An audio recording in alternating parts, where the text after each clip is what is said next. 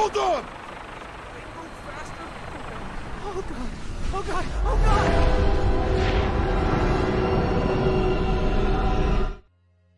god! Morning guys, I'm Ted from Tap Sac. Welcome back. So today we're featuring box opening of the new Fallout Universes Beyond Commander Precon deck.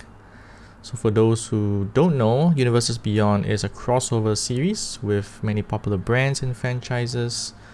So Fallout is the first one for 2024. If you haven't played the game, Fallout is I think PC game initially. It features a post-apocalyptic world where centuries in the future an alternate world has been destroyed by nuclear war, and you play characters in the future and you explore the world. So lots of mutated creatures, lots of political shenanigans as well. Magic the Gathering is tying in with Fallout. They're releasing 4 Commander Precon decks and collector boxes as well. So we've got one of the Commander decks here called Scrappy Survivors. It actually features one of the most, I think, popular companions in the game called Dogmeat. And Dogmeat is actually a red, white and green commander here. I think simply because it is an aura and equipment based commander, and usually these come in red, white and green. Okay, so as usual for each Commander Precon deck we get the face commander and then we get some backup commanders. In this case, Preston Garvey, the Minuteman, and Tree Dog, Galaxy News DJ. So very bombastic names. I think it's very characteristic of Fallout. And as usual, you get a deck box, you get token cards, you get a life wheel, and you get... So Fallout, in each commander deck, there are new cards, brand new to the game. So for Scrappy Survivor, we have 38 new cards. And in this video, we're going to open the box, and of course, we're going to pull out, I think, what are some of the best cards from this particular Precon, and also why Scrappy Survivors I feel is one of the better Precons that you can buy if you're buying Fallout. Alright, so before we get started, hope you will hit the like and subscribe button. It will really help us a lot. And now, let's get to opening it. So there's no pull tab in this one, strangely. Alright, Scrappy Survivors have to scrape through the boxes, I assume.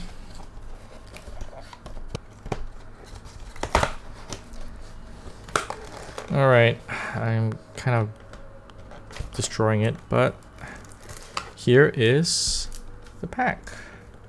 And then we do have the regular punch out cards, which don't really do much, I feel. We have our info sheet. And hidden behind is actually the collector booster sample pack. There we go. So I think we're going to leave that till the end. We got our life wheel. So life wheels are pretty useful actually, although I don't see many people playing them, but it's really easy to carry around. It tracks your life up to 40. So yeah, I always bring one with me. Oh, they folded the deck box. Okay, so you gotta unfold it, and then it will actually hold your full deck even when it's single sleeved. So I think this is pretty nice way to save space, even though they had quite a big box anyway. Alright, let's open up. Alright, gotta hold half a deck because one deck is just too thick. So we got Dogmeat Ever Loyal. So obviously this is a new card. Red, green, white, 3/3. So whenever Dogmeat enters the battlefield, mill 5 cards, then return an aura equipment from your graveyard to your hand. Whenever a creature you control that's enchanted or equipped attacks, create a junk token. So junk tokens are a new kind of token. Basically, you can tap and sacrifice as a sorcery. You can exile the top card of your library and play it this turn. So it's like a pseudo card draw, but with a little bit of downside, whereby you can only play it on that turn, or your turn. So either way, I feel it's pretty good. because it gives you more options. So having junk tokens is not a bad thing. So the ETB trigger mill 5 cards, return aura equipment is useful, but because it can only trigger once when it enters, it's not going to be that useful. Oh, and here is Preston Garvey, Minuteman. Beginning of combat on your turn, create a green aura enchantment token named Settlement attached to up to one target land you control. So the enchant land has add 1 mana of any color, and then when Preston attacks, untap each enchanted permanent you control. So the first one is already like a ram, which is nice. And then the second one, you untap each enchanted permanent, so that includes lands, creatures, anything that's enchanted. So any of your creatures that are buffed by auras are good. Can be untapped, but not equipped creatures though. So not bad as a backup phase commander. And then we got our creatures. So Brotherhood Outcast, I think this is new. When it enters, you can return an aura equipment card or put a shield counter. Commander Sophia de Guerre. When ETB is destroyed up to one target legendary permanent. Okay, so Commander Killer. I think these are all the new cards for sure. And Acquired Mutation. So it's like a golded aura, but when enchanted creature attacks, a defending player gets 2 red counters. So red counters are again special for Fallout. It's basically radiation. For each red counter, they will mill a card and lose 1 life during their turn, I believe. Crimson Cavalier, double strike trample, create junk tokens, okay. Yin the Reckless. If it's modified, you may have it deal damage equal to its power to you and any target. Bighorn Rancher, it's a mana ram, 2/5 vigilance. You can add green mana, or you can sacrifice it to gain life equal to the greatest toughness among other creatures you control. Breakdown, artifact or enchantment removal.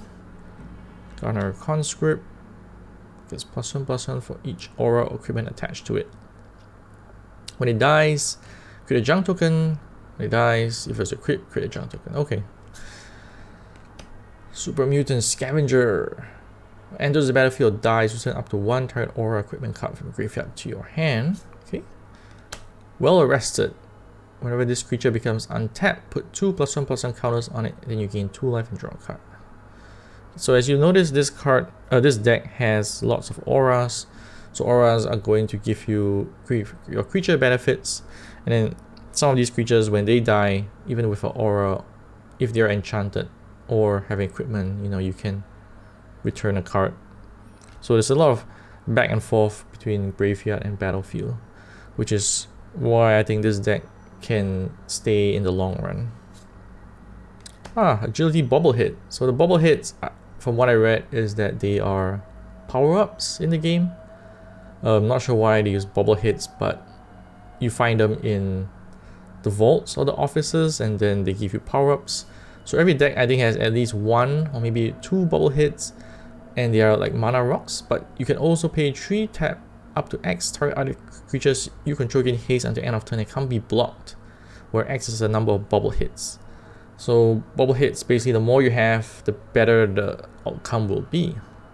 So I think this one is not bad because you can give a creature can't be blocked, and that can be very useful. And there's a Perception Bobblehead. This one is look at the top X cards and you can cast a spell with mana 3 or less.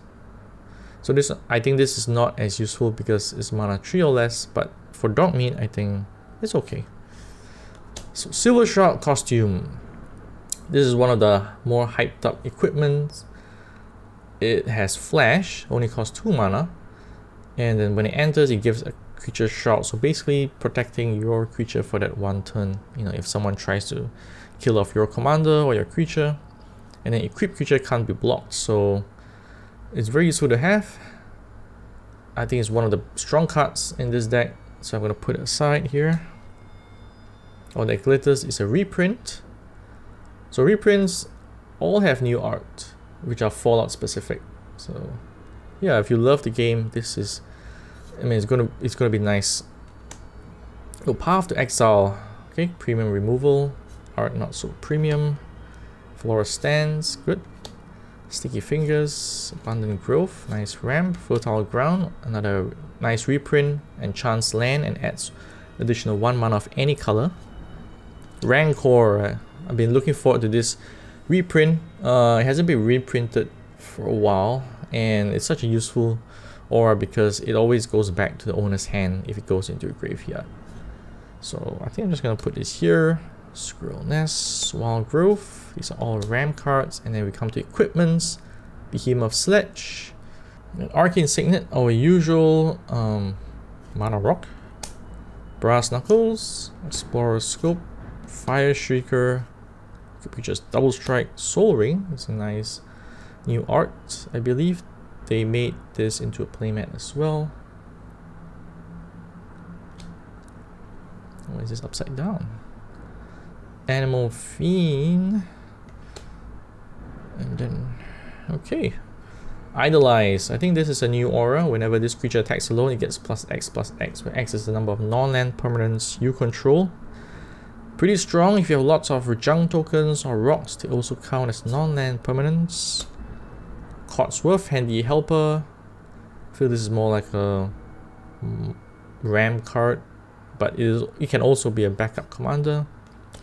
Pre-war formal wear, a new equipment. When it enters, return target creature card with mana value 3 or less and attach formal wear to it. So not bad for 3 mana. It's like a recursion plus a free equip. Vault 101. These are all the vaults are sagas in Magic the Gathering, and the vaults in the game, I believe, are where people are housed underground for safety. Duchess, Wayward Tavern Keep. You can, whenever a creature you control deals combat damage to a player, you put a quest counter, and you can pay 1 to remove a quest counter to create a junk token. Grim Reaper Sprint, another aura.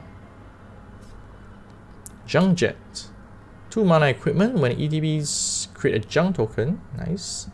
And you can pay 3 to sacrifice another artifact, which can be like junk tokens or any treasures, clues. Double equip creature's power until end of turn. Nice. Too bad it costs 3 mana, so each time you activate, so you're not always going to get it. Megaton's Fate. There's a big board wipe, deals 8 damage to each creature. Or you can destroy target artifact and create 4 treasures. Vault 21. Veronica, Dissident Scribe. When it attacks, you may discard a card if you do draw a card. Whenever you discard 1 or more non-land cards for the first time each turn, you create a junk token. Strong Back. Okay, so I think this is one of the stronger cards, no pun intended, for this Precon and also for the set. So it's an aura, and equip abilities. You activate the entire enchanted creature costs 3 less, and the same for aura spells, and the enchanted creature gets +2/+2 for each aura and equipment attached to it.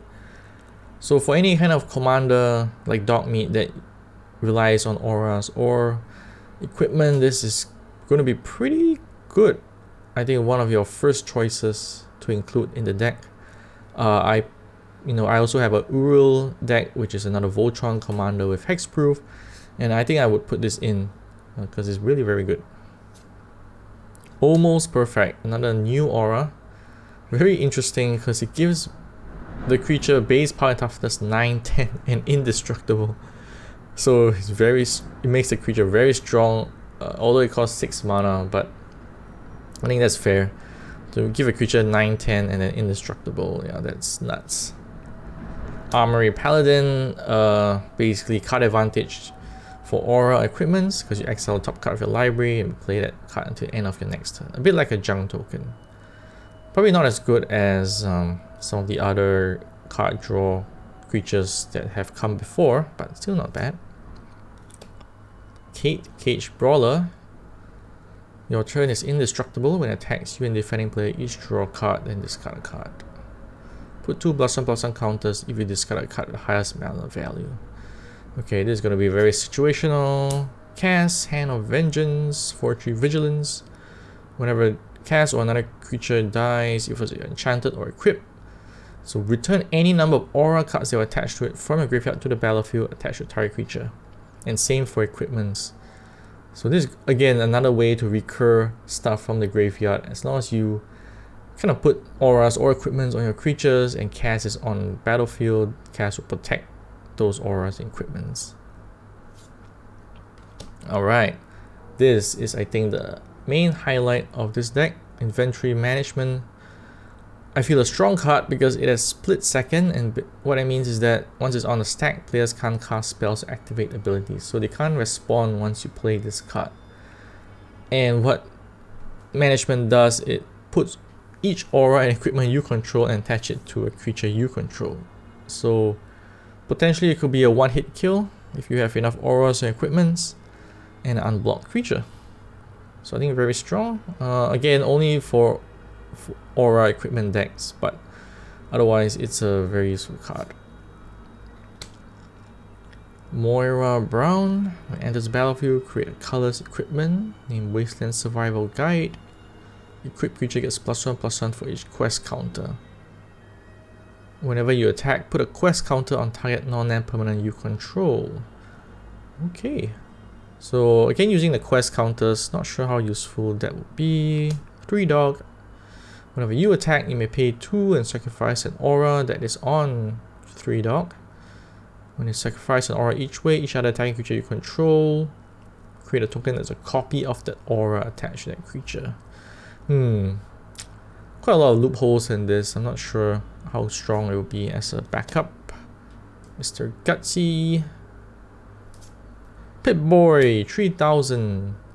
So this is iconic for Fallout. I think the PIP or the Pip-Boy is like a personal information device. So as you can see, it's on someone on their hand, and in this case, in Magic, it's the equipment that when a creature attacks, you can choose one of these. So very flexible. Draw a card, then discard a card, or put a +1/+1 counter, or untap up to 2 lands. And it's cheap, 1 mana. So again, one of the stronger cards from this set. Junktown. And then we go to the lands. Alright, not the lands yet. Mantle of the Ancients. I think this is reprinted. Pure Steel Paladin, definitely reprinted. Very popular card for any equipment deck because it's Metalcraft and gives free equipment if you have 3 or more artifacts. Single Combat, reprint. Blasphemous Act. Every player who plays red in Commander will know this. Chaos Warp, similarly. Heroic Intervention, one of the high value reprints in this Precon deck. So it gives permanents you control hexproof indestructible. It's always used in almost any green deck because it's so versatile. So it's nice to see it reprinted again, and only in this Scrappy Survivors deck. Basilisk Collar, reprint. Battleforge, Champion's Helm, a pretty strong equipment because it gives the creature hexproof if it's legendary. Masterwork of Ingenuity, Canopy Vista, Cinderglade. These are all reprint lands. Clifftop Retreat, check land is always great. Exotic Orchard, Rootbound Crag, Scattered Groves, Scavenger Grounds, Sheltered Ticket, Prairie, Sun Battle Grove, the 3rd check land in this Precon deck. Oh, and then we have Temples. So Temples are the Scry lands where it enters tap, but you get the Scry 1. So we got 3 Temples. Swiftfoot Boots. Not as good as Lightning Greaves, I feel, but okay, in this case it's actually important to have Swiftfoot Boots rather than Lightning Greaves, because Greaves gives your creature a Shroud, which means you can't target with the auras or equipment. Ash Baron, Buried Ruins, Command Tower. Oh, that's beautiful art. Evolving Walls, Jungle Shrine, Path of Ancestry, Roadside Reliquary, Road's Passage, and then full art lands. Nice. Ooh, wasn't expecting full art basic lands in the Precon deck. Oh wow, great. Oh, this is the Phase Commander, but with a hard plastic, so it's a bit thicker. And then the junk tokens and other tokens. There's a radiation counters. Oh, and then some info cards. So that's the box opening for the Scrappy Survivors Precon deck. As I said, I feel it is one of the stronger Precon decks. If you're only going to buy one or two, I do recommend Scrappy Survivors. But let's take a look at the hits again from buying a Scrappy Survivors Precon. Got Hero Intervention, nice reprint. Pip-Boy 3000, one of the better new cards. Inventory Management, great new card as well. Almost Perfect. Strong Back. Pre-War Formal Wear, nice recursion. Idolize makes your creatures huge. Rancor is another good reprint. The new equipment, Silver Shroud costume, may not be worth that much, but it's going to be very useful in the games, especially since it can be used in any deck essentially. And then we have Preston Garvey, Minuteman, and Dogmeat, Ever Loyal. Which is the better commander? I think I would still go with Dogmeat first, because I generally prefer cheaper commanders that are cheaper to cast. So 3 mana is going to come out faster. And then whenever a creature you control that's enchanted or equipped attacks, you create a junk token. So the more of them you have, the more junk tokens you have. Preston, 5 mana is going to take longer to come out. And sure, you get to create an aura each time, and then I guess you always have mana available because you're untapping stuff or your creatures. So as though giving your enchanted creatures pseudo vigilance. Yeah, but Dogmeat, cheaper to come out, faster to come out, and then you can return cards from your graveyard to your hand. So if you find a way to keep blinking it out and in, yeah, you're gonna get back lots of auras, which is quite easy to do with white. So to end off, we're gonna open up the Collector Booster Sample Pack. Always a nice highlight for the Precon decks these days. I remember when, they didn't give any samples before, but now they do.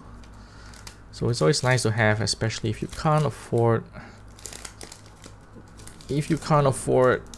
a regular Collector Booster Pack. So first card is nothing. And then we'll go into our first card. It's a rare. It's a 1/1. Oh, that doesn't sound very good. Mr. Gutsy. So yeah, we have Mr. Gutsy here in our Precon deck. Although this is the extended art foil. So 2 mana 1/1. Whenever it casts aura or equipment, put a +1/+1 counter. Okay, easy to ramp. When it dies, create X junk tokens. So X is number of +1/+1 counters. It's useful. Now second card is a rare as well. It's a land. Lethal Scheme. 4 mana. Convoke. Destroy a target creature or planeswalker. Each creature that convoke Lethal Scheme connives. Huh. So connive is you basically draw a card, discard a card, and if you discard a non-land card, that creature gets a +1/+1 counter. Okay. I suppose it's a fair card, not busted. You probably want to convoke as much as possible so that you get more conniving. Alright, so that's it for our box opening for Scrappy Survivors. If you're still thinking about whether to buy Fallout or not, I guess it depends if you have any ties with the game, you know the game. For us, we haven't actually played it, but Dogmeat, after analyzing the deck list, is one of the stronger commander precons. So if you're gonna buy one to try, maybe Dogmeat would be good, but do check out the rest as well. And I'm gonna put the deck list for my own Voltron Commander Uril in the description, so check it out. Meanwhile, do subscribe and leave a comment on which you think is the best Precon Commander for Fallout and what you're excited to play with. Also, we do have a website at tapandsac.com if you want to read more Magic the Gathering strategy articles. So that's it from us today. Thank you again for watching and hope to see you guys at the next game.